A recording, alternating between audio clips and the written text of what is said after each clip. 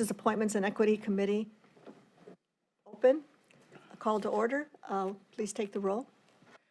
Good morning, everyone. It is now 10:03 a.m. As a reminder to all in attendance, this meeting is being recorded and live streamed on the county YouTube page. Calling the roll, Ms. Baker. Here. Mr. Gallagher. Here. Mr. Miller. Here. Ms. Conwell is absent. Mr. Sweeney. Present. You have a quorum. Thank you. Are there any public comments?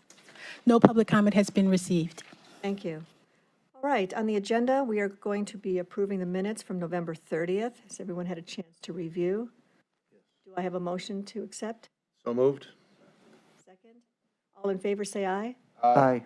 Hearing no nays, minutes are approved. Thank you. We do have a few matters sent to committee, so clerk, would you please read the first?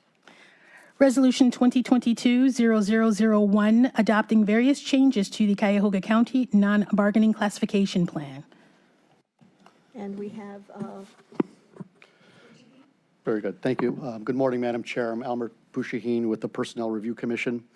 The PRC approved recommending these classification changes before you at their December 6, 2021 meeting.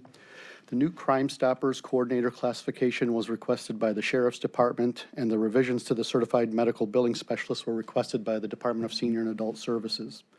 All the other updates are part of the PRC's routine maintenance. We're recommending an increase to 2 of the updated classifications, pay grades. The Certified Medical Billing Specialist is currently vacant and will be advertised as a supervisory position as soon as the changes are adopted. The other is the Supervisor Custodial Worker, and all the incumbents in that classification salaries are within the recommended pay grade. All the recommendations were prepared by the PRC class and comp staff, who has worked with the HR department and the management teams to ensure they're fully informed of the proposed changes before you. In accordance with the PRC rules, the proposed changes were posted on the PRC's website prior to your consideration today.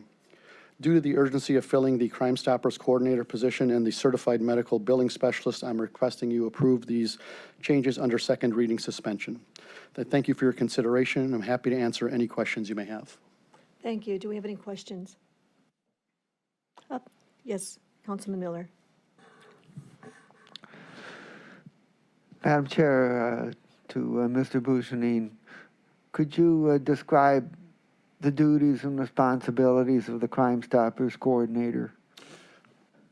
Madam Chair, to Councilman Miller, my understanding is this position is not a new is not a new position. It was previously filled by an incumbent as a program officer. The department wanted to make the minimum qualifications and the essential functions in a classification reflective of the duties that these individuals perform, so they requested that we create a new classification as a Crime Stopper Coordinator. My understanding also, Councilman, is that this position coordinates with the Crime Stoppers Committee and the activities that surround it. So, if I may follow up,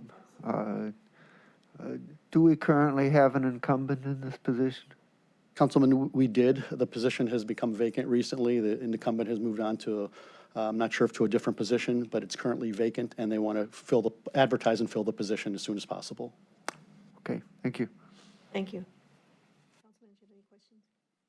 No, just to make a comment, just somewhat of a smart aleck one. On TV or on the screen, your lanyard looks rather neon. Oh, does? No, the lanyard itself. Oh, the green lanyard. Well, that was very notable. If anyone has any objections, we're going to go ahead then and make a motion to move this item to the full body of the council for a second reading. Under second reading suspension. Adoption under suspension of the rules. Second. Second. All in favor, say aye. Aye. Hearing any nays? Hearing none, this has been approved. Thank you. Resolution 2022-0005, confirming the county executive's appointment of Paul Herdick to serve on the City of Cleveland, Cuyahoga County Workforce Development Board for an unexpired term ending June 30th, 2022. Good morning, Paul Herdig, Department of Development. This seat on the Workforce Development Board was formerly held by Chief Ted Carter, and when Ted resigned, It took a little while for me to realize I needed to formally replace him. I've actually been working very closely with the leadership at Workforce Development, Frank Brickner and his staff, but they reminded me recently, Paul, you really should get yourself formally appointed to our board. This, of course, is not a paid position. It's one of 24 board seats, and others in county leadership who are very actively engaged in this work are HHS Director David Merriman and Matt Carroll. So David, Matt, and myself work frequently with the Workforce Development Office. This will simply allow me to have that formal position on the board. Good, thank you. Any questions? Yes. Councilman Miller? How long is the usual term of office? Councilman, I have to confess ignorance at this point. We'll find out. Michelle's checking on this now. I know this is an unexpired term through June 30th and would anticipate seeking reappointment for the next period of years before it does expire. These are, through the chair, these are usually 3-year terms. Just to remind everyone, the county has 8 seats, the city has 8 seats, and then there's 6 joint seats. Paul would be replacing Ted Carter and finishing out his term, and that would be the end of this year. Thank you, and I should have recognized you at the beginning, Director. So,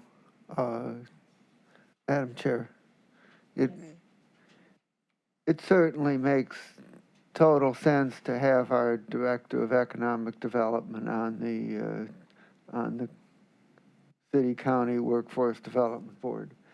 And my question is whether there's any merit on approving this term and an additional term at this time so that we don't have to come back.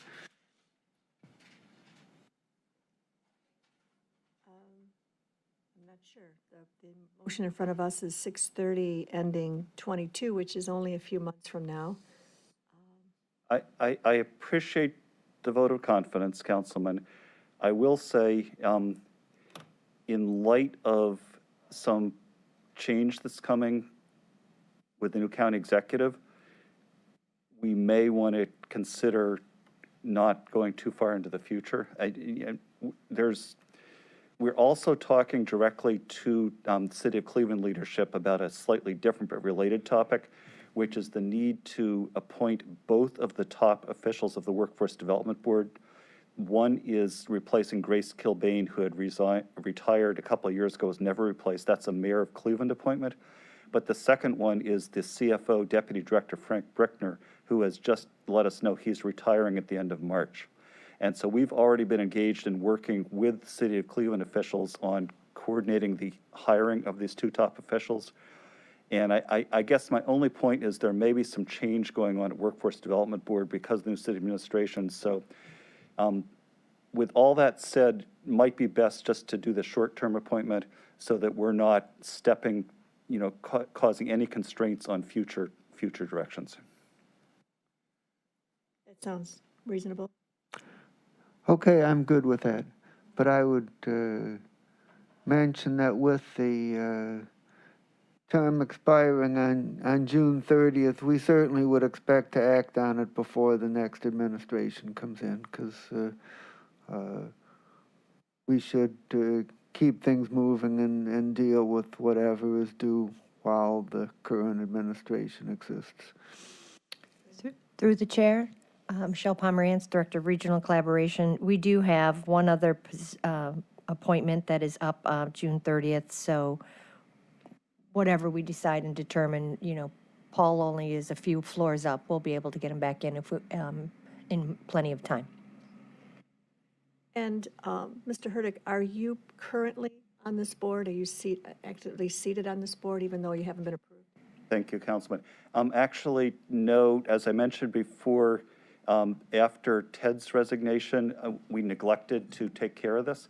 So I am not formally on the board at this time, although the leadership has been giving me the courtesy of keeping me briefed as though I were filling Ted's seat. So would you need a motion to move this for suspension of the rules to get you seated sooner, or? That would probably be advisable. Thank you. So moved. Second. No other questions? So it has been, we made a motion to the full body of council for second reading adoption under suspension of the rules. All in favor? Aye. Thank Any you. nays? Hearing none. Thank you. Thank you. Resolution 2022-0006, confirming the county executive's reappointment of Moselle Jackson to serve on the Cuyahoga County's Board of Developmental Disabilities for the term January 27th, 2022 through January 22nd, 2026. Director Parmezan. Yes, thank you. Thank you, Madam Chair. On behalf of the county executive and pursuant to provisions found in the Ohio Revised Code 5126, we are pleased to submit the following nominee for reappointment to Cuyahoga County Board of Developmental Disabilities, Ms. Moselle Jackson, for a 4-year term beginning 1/27/2022 and expiring 1/22/2026. Ms. Jackson is here by Zoom as a condition that was provided by Council Chair Baker, so thank you very much. A little bit of background, the Board of Developmental Disabilities is composed of 7 members. 5 of the members are appointed by the county, and 2 are appointed by the probate court. This board's purpose is to establish policies to assist children and adults with developmental disabilities so that they can live, work, play, and in our community. And also the board and policies enacts a pivotal role in providing the needed resources and assistance for family members who are receiving services from this body. Ms. Moselle Jackson is here by Zoom, as I mentioned. We also have 2 colleagues from the Board of Developmental Disabilities to help support with any questions. Thank you. Thank you, and welcome, Ms. Jackson. Please proceed. Oh, you are muted.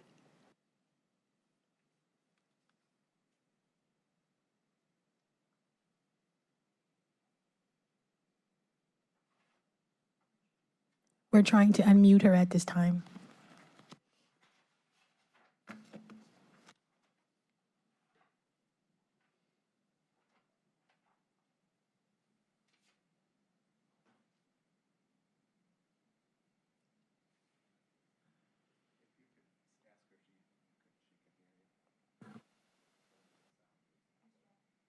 Ms. Jackson, can you hear us? She says yes, she can hear us. Can you unmute your? Yep. There's a technical issue that we're having right now. We can move on to the next 2 items and then just come back while we try to resolve the technical issue. Madam Chair? Sure, that'll be fine. Thank you. The next item that I will read into the record, Resolution 2022-0010, making an award on requisition 6057 to Medical Mutual of Ohio, doing business as Medical Mutual Services, LLC, in the amount not to exceed $285,376,490 for group healthcare benefits for county employees and their eligible dependents, and Cuyahoga County Benefits Regionalization Program participants, employees and their eligible dependents, and it's for the period January 1st, 2022 through December 31st, 2024. Good morning, Madam Chairwoman Baker and the committee. In 2021, we conducted an RFP for our employee benefit plans. Ms. Director, would you please state your name? Oh, I'm sorry, Sheba Marshall, HR Director. In 2021, we conducted an RFP for our employee benefit plans after careful review of each of the proposals, and in conjunction with our Oswald consultant, Medical Mutual of Ohio was selected to continue the benefit plans to eligible county employees. We are requesting approval of the resolution under second reading suspension of the rules. Thank you. Any questions from our colleagues? I may ask, there were how many submissions? There were 11. 11. Yes. And was Medical Mutual, how were they selected? They were selected based on the services they were going to provide and the cost to the county. So they were the least expensive, and they continue to provide in our mind, the best service. Okay. I have a note here that Medical Mutual was the highest rated RFP submission. Is that just incorrect? The highest rated, yeah, we would always go by who's rated first, and then we rate them all. Okay, it So was they were the highest highest rated. rated. Thank you. All right, hearing no other questions, how does this contract relate to our previous contracts? As it relates to cost, Yes, hold on one second.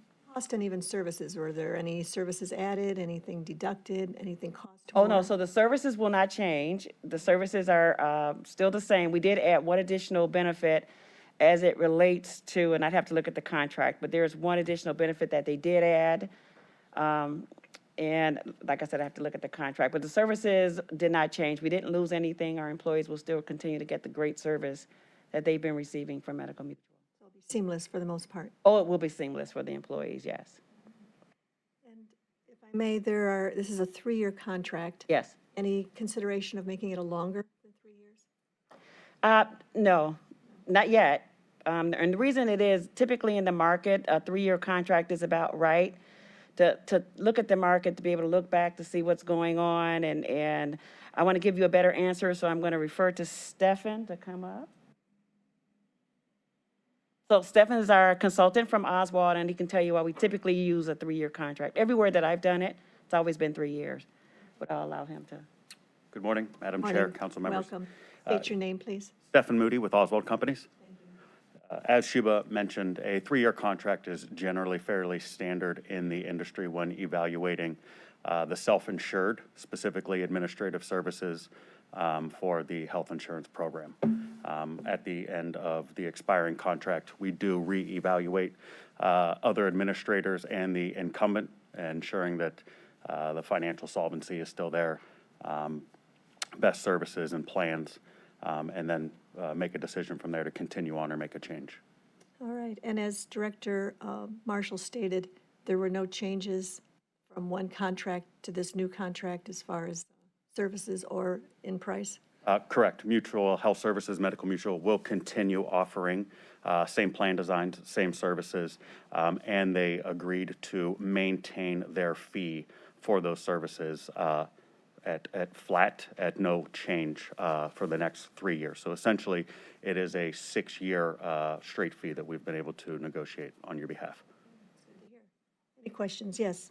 Thank you, Madam Chairwoman. Just on the point of the 3-year contract, it's also preferred by the Medical Mutual not to go past 3 years. If you try to push them, they may have balked at it themselves.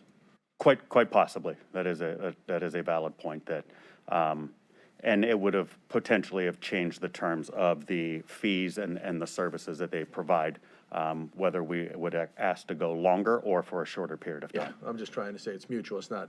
Yeah, we're holding their feet beneficial to the both, yes. It's a preferred way of doing business in this industry. Yes, sir. Just one other, just more of Right ahead.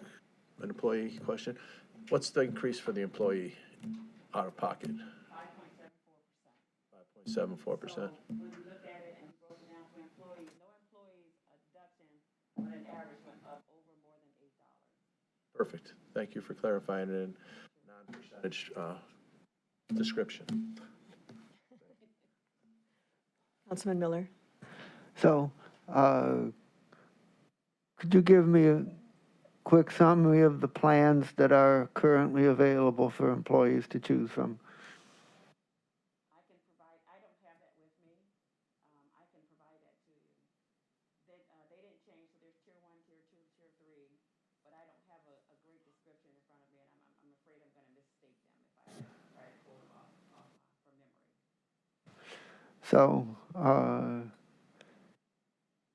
I'm basically just talking providers. As I recall, in the past, there's been Medical Mutual, Metro Health, and one other. Is it still the same? It's still the same, yeah. Ms. Marshall, can you speak into the microphone, please? Sorry. Yes, those plans are still the same. They did not change. And, Madam Chair, to Ms. Marshall, I heard you say that the employee cost was 5.74% or something like that. I know for for union employees, it's 86% and 14%. Does this mean that the contribution rates are different for union employees as to non-bargaining? It is not. So when the pricing is done, it's done based on what the employer is going to pay for the plan and then what the employee is going to pay for the plan. So if it's an 86-14, the rates would have gone up for the employer as well as the employee, the 5.74%, so that it maintained the 86-14% percentage. So the 5.74% is the percentage that the cost went up, is that correct? Correct. It doesn't have to do with the split between? Oh, it does not. Okay. Absolutely. Understood. Okay, Okay. thank you. That's good clarification. Yes. Thank you. If I may, today is January 18th, and this contract is beginning January 1st. So is there a gap in coverage? Are we concerned at all? How do we manage those 18 days that? So we continued coverage without any interruption to the employee. We continue the coverage. Medical Mutual has a longstanding relationship with the county and understands how this process works as it relates to contracts. It takes a good deal of time to go through all of the contracts that we receive anytime we get an RFP.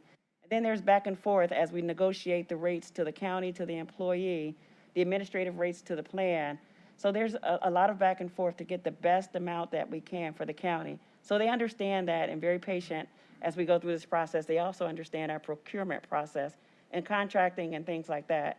So there's no interruption. Employees have no idea about any of this kind of stuff. Start and end dates. Is there a chance then we renew, I know it's 3 years from now, that we could get this in on time, or? We try, but I don't want to make a promise because stop loss is one of the things that you'll hear later on. And they like close to as much as possible current data. And when we do that, it requires that we start the process early, but reviewing the data, going through the contracts, going back and forth with negotiations will almost always lead us to as close to a January 1 date as anything. So we try that, and we'll certainly look forward to trying it again so that we get it before January 1. That's our goal. Okay. Good to know. Thank you. Any other questions? All right. Do you need, can this go through 3 readings? We'd like second reading suspension of rules. You do need that. All right, then I will make the motion to move the item to full body of the council for second reading adoption under suspension of the rules. Do I have a second? Second. All in favor, say aye. Aye. Any nays? Hearing none, this motion has passed. Thank you. Ms. Marshall, we're going to continue. Oh. Resolution 2022-0011, making an award on requisition 6057 to Caremark PCS Health LLC in the amount not to exceed $53 million for pharmacy benefit management services for county employees and their eligible dependents and Cuyahoga County Benefits Regionalization Program participants, employees, and their eligible dependents for the period January 1st, 2022 through December 31st, 2024. So good morning once again. In 2021, we conducted an RFP for our prescription benefit plans. After careful review of each of the proposals and in conjunction with Oswald, our consultant, CVS Caremark was chosen to continue the prescription benefit plans for our employees. We are requesting approval of the resolution under second reading suspension of the rules. Thank you very much. Do we have any questions? I do. Go right ahead, Councilman Miller. My question is what the relationship is between the pharmacy benefit management services and the providers of the regular health care like Medical Mutual. Do people who are covered have separate plans for pharmacy, or does the pharmacy benefit manager work on behalf of the general health care providers? What's the relationship? The relationship in this case is they are separate providers. Medical Mutual is solely the provider for the medical plan. CVS Caremark, in this case, is the provider for the prescription benefit plan. So they would have separate ID cards, and they are in two distinct providers. So, does everybody have the same pharmacy provider regardless of who they have for their medical provider? I don't think so. I think some of our employees have Express Scripts. I'll have to look at that plan to tell you exactly who has that plan. Oh, well, darn. Thank you. Board of Development Disabilities have Express Scripts. The rest of our employees have the CVS PBM. Okay. Good, thank you. Any other questions? So are there any, as before, is there any changes to the coverage in this pharmacy plan? No, So it's seamless, seamless to the employees. not see any differences? Not see any differences. All right. One more question. Thank you, Madam Chair. And my question is what the change in cost is for this year as opposed to last year for pharmacy? Cost to the employees or cost to the county? Cost to the county. Oh, hold on one second.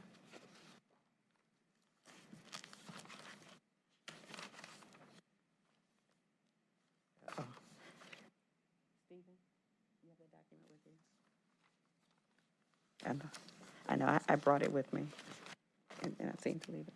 Change to the cost of the county. Stephen Witt with Human Resources. After 2 rounds of best and final bidding on the prescription drug benefits, the cost to the county will be 14.5% lower than the previous contract. Well, that's good news. That is, each year is 14.5% lower. As for an actual dollar value, it would depend on how many employees we actually have within the plan. The $53 million overall contract amount is based on an estimate of employees comparable to the last time. So again, we always give back some money in the budget as we don't end up using all of those funds. So I know this is an imprecise question, but my question is how is this kind of a reduction possible considering the constant increases in the cost of drugs? One of the ways that we're able to make these kinds of savings is while we are continuing with CVS Caremark, their partner is no longer Health Action Council, is Employers Health.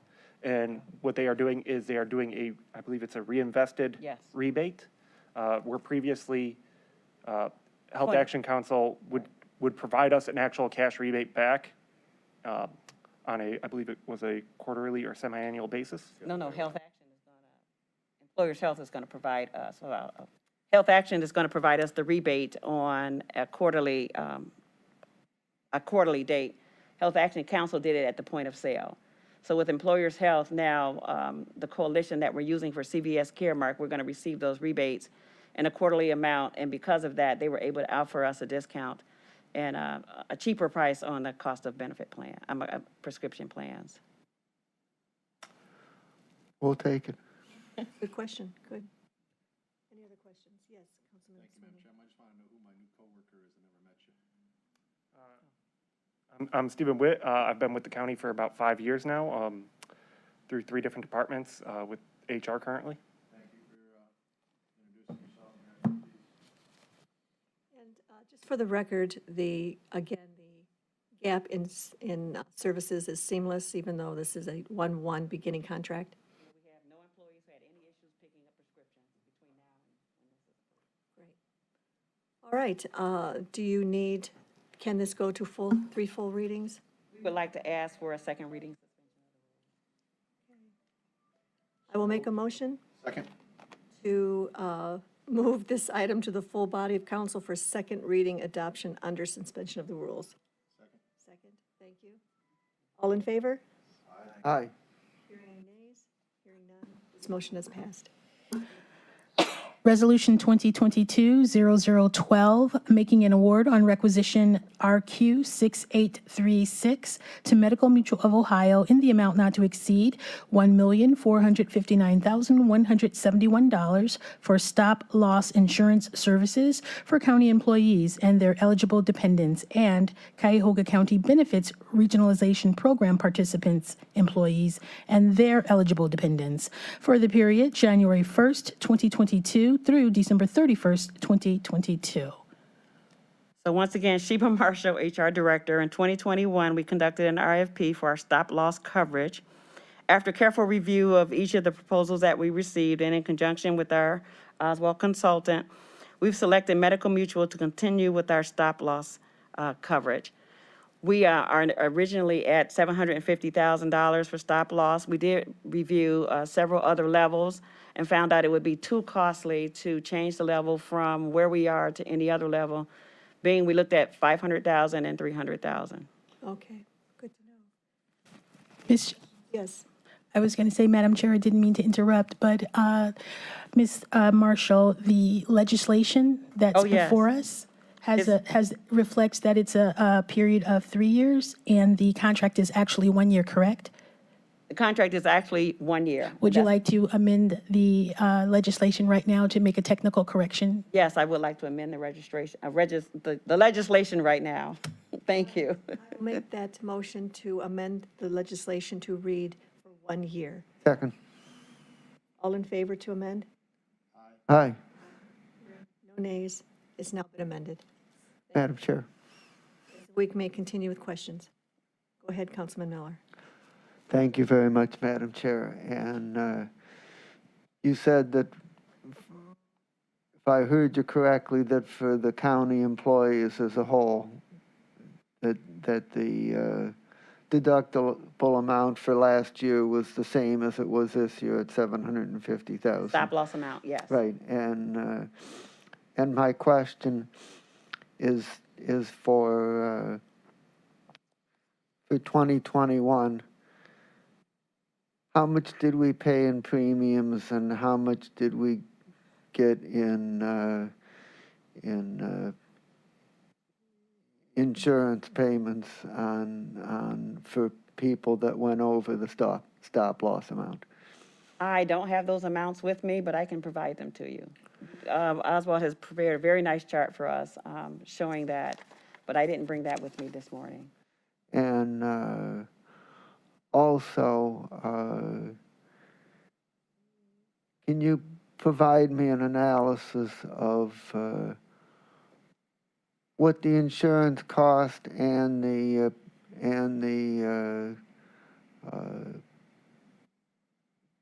insurance benefit payments would have been if instead of $750,000, we would have done $300,000 and $500,000? Absolutely. We actually did that analysis, so we have that. Okay, so. Provide that to The entire, absolutely, yeah.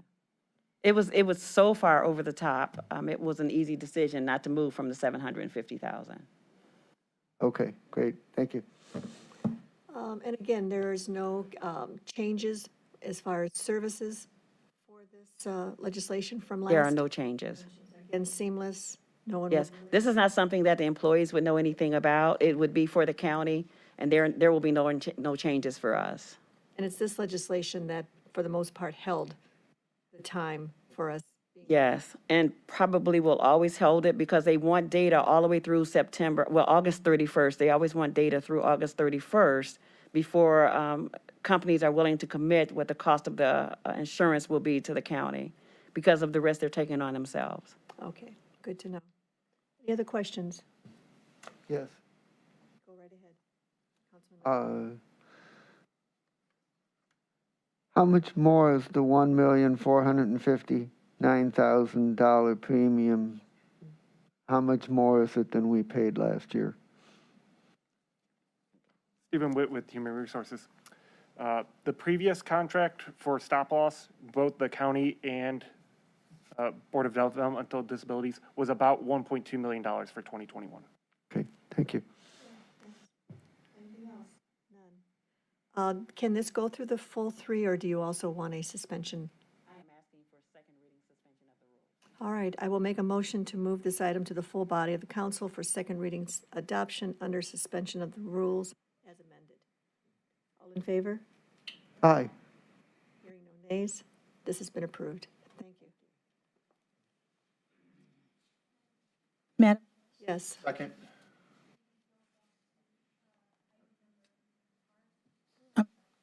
item number R 2022-0006, confirming the county executive's reappointment of Moselle Jackson to serve on the Cuyahoga County Board of Developmental Disabilities for the term January 27, 2022 through January 22nd, 2026. Yes, Director Pomerantz. I think Ms. Jackson is going to call in, unless, of course, her computer is working now. Ms. Jackson, can you hear us? She's still having technical difficulties on her end, so she should call in. You would like to call in? We're going to call. Okay. Thank you for your patience with this. I would just bring to everybody's attention that Mercury is in retrograde at this time.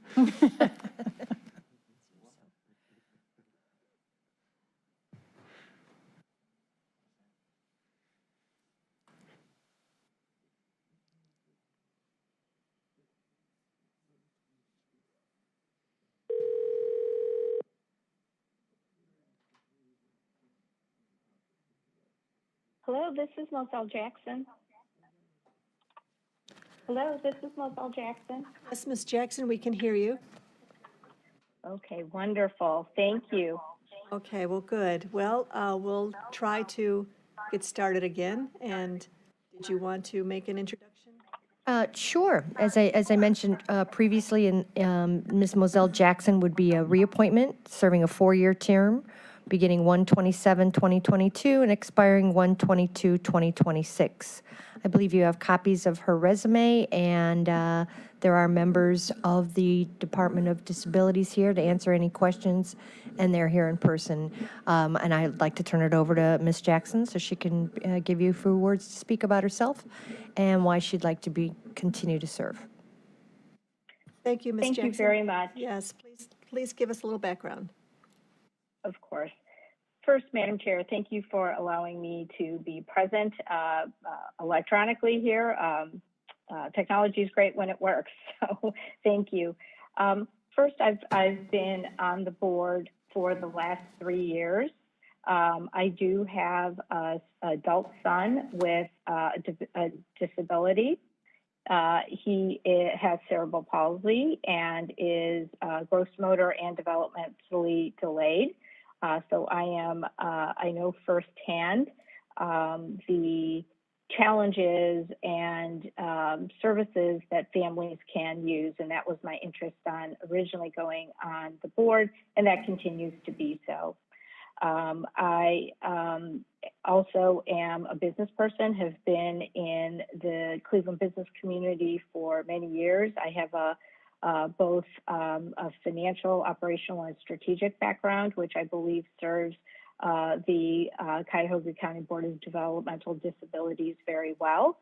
I have lived in Cuyahoga County my entire life, and so I am very much looking forward for the opportunity to serve again on the board and continue to make an impact on our population of folks that sometimes really are not in the front of mind. And the Cuyahoga County Board of Developmental Disabilities has done incredible work, and I would be honored if I were reappointed for another term. Thank you. Thank you for that. We appreciate it. Do we have any questions? Ms. Jackson? Yes. Councilman Sweeney. Thank you, Madam Chairman. I just want to thank you for your service. 3 years and you're signing up for 3 more. It just shows the commitment, and we wish there was more people like you out there. And thank you. Thank you so very much. I really, really appreciate it. It would be my honor to serve again and serve and represent Cuyahoga County. Thank you. Now, if I may, given that you have already served, you do have some historical background to share. Can you tell us perhaps what are some of the successes that you've experienced since you've been there? Sure, absolutely. I think I'll give a little bit of quick background. So there is a waiting list where, your child gets on when they're typically younger. And, the waiting list was pretty long. One of the successes that we have had as an entire board with Kelly Petty, Superintendent Kelly Petty and her management team is when I first joined the board, the wait list for evaluation of what our folks may need was over close to 2,000. At the end of 12/31/18, which would have been my first year of term, it was down to 1,600. Most recently, it is under 10. That means that the staff is really getting through and understanding what our consumers need. They may all not need the same thing, so that has been a huge success, I believe, of mine. I'm very focused on customer service and also innovation. There is an opportunity for different ways of viewing things, particularly from a housing perspective, and that's one of the things that we're focusing on. It's not one size fits all, so really proud of the work that's been done and will continue to be done in that area. Good, that's great to hear. A lot of good work is being done, I can see. I want to also congratulate you on being named the CFO of Jewish Federation of Cleveland. And with that kind of background, financial background, how do you think the board's current financial position is? It really gives you kind of a twofold. As you said, you were also business-minded. What are your thoughts on the financial position of the board as it stands now?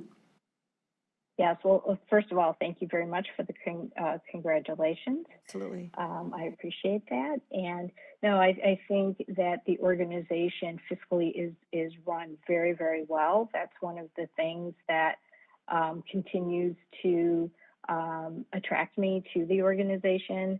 I really like to associate with organizations that are very well run, and Superintendent Kelly Petty and her team have done an incredible job, and I continue to have a great deal of confidence in her and the team and the fiscal responsibility that they continue to show. Very good. I can see you're an asset, certainly. I know you have ongoing expenses and operating expenses. Are there any projects or capital expenses that you foresee in the next term that you will be serving? Any large picture items?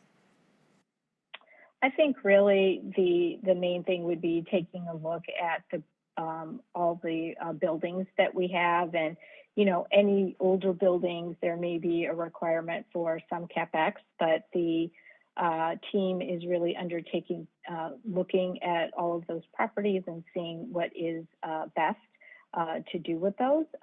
So I'm confident there that there may be some capital requirements there, but I think those could definitely be offset with potential other opportunities as they do their review.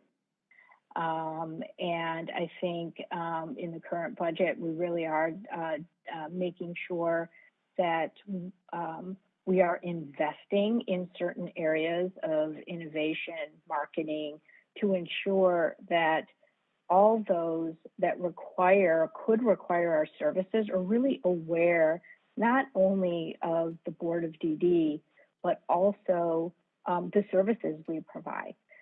Some people think, as certainly I did when our son Jared was very young, I thought it was really one thing that they provided. The breadth of what can be provided and the resources that we have is really crucial to our demographic and our population. So getting that word out and continuing to get that word out is an area of investment that we've made a decision to move forward with.